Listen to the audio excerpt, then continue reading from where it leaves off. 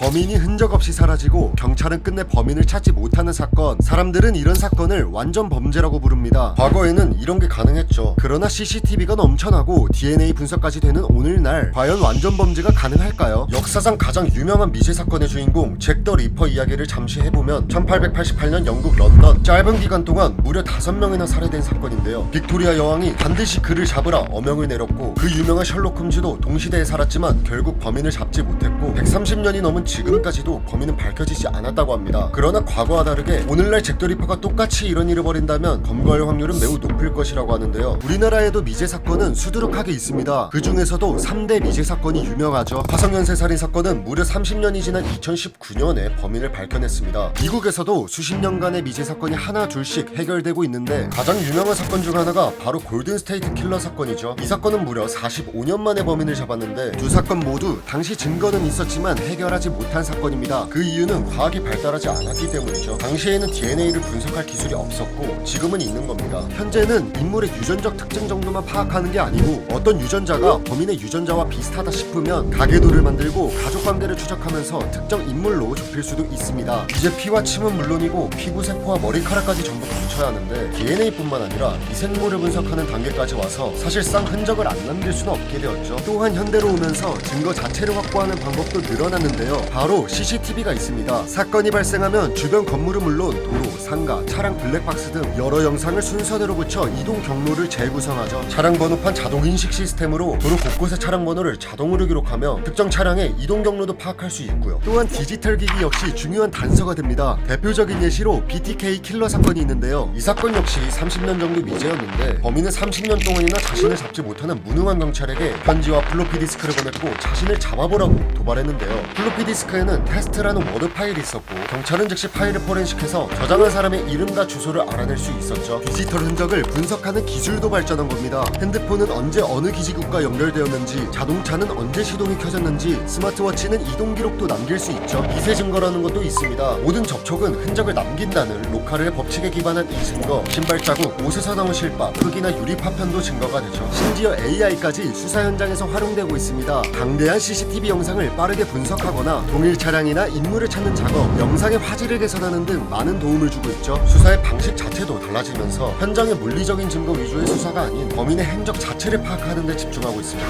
그러나 이렇게 많은 변화에도 불구하고 여전히 미제 사건은 존재하는데요. 불과 10년 전에 발생한 사건조차 해결하지 못하고 있죠. 바로 미시 비버스 살인 사건인데요. 피트니스 강사였던 그녀는 오전 5시에 시작하는 운동 수업 준비를 위해 오전 4시쯤 교회에 도착했습니다. 그러나 이미 그녀가 도착하기 30분 전부터 교회 내부에는 정체불명의 인물이 돌아다니고 있었는데요. 천천히 문을 열어보기도 하고 유리창을 깨기도 하며 방안을 살펴보는 모습이 약 30분 동안 촬영되었지만 복장 하나로 모든 게 왜곡되면서 아직까지 성별도 확정짓지 못한 상태라고 합니다. 실제로 장기 연구에 따르면 과거 1962년 미국의 살인사건 해결률은 93%였지만 1994년에는 64%까지 떨어졌다고 하죠. FBI가 발표한 자료는 더 심각한데 2013년에는 경찰에 신고된 폭력 범죄의 48.1%만 2022년에는 36.7%만 해결되었다고 합니다. 이유가 무엇일까요? 첫 번째 원인으로는 범죄 관계가 달라졌다는 겁니다. 과거에는 피해자와 범인이 서로 알고 있는 사건의 비중이 높았어요. 그러나 시간이 흐르면서 아무 관계도 없는 사람에 대한 범죄가 늘어나고 있죠. 또한 목격자도 줄어드는 추세인데 이어폰을 끼고 핸드폰을 보며 이동하는 사람이 많아졌기 때문에 범인의 인상착이나 이동 방향을 기억하는 경우가 거의 없습니다. 인력 문제도 심각한데요. 한 사람이 맡아야 하는 사건이 여러 개다 보면 수사에 진척이 있을 수가 없죠. 결론적으로 완전 범죄가 가능하냐 물어본다면 가능하다고 합니다. 다만 과거에는 증거를 분석할 능력이 없어서였다면 현재에는 증거를 특정 인물에게 연결시키지 못해서 해결하지 못하는 경향이 크죠. 그러나 과거의 미제 사건이 하나둘씩 해결되었듯이 미래에는 또 어떤 기술이 있을지 모르는 상황, 언젠가는 100% 검거가 되지 않을까 싶습니다. 여러분은 완전 범죄가 가능하다고 생각하시나요? 댓글로 여러분의 의견을 달아주세요. 재밌게 보셨다면 구독과 좋아요 부탁드립니다.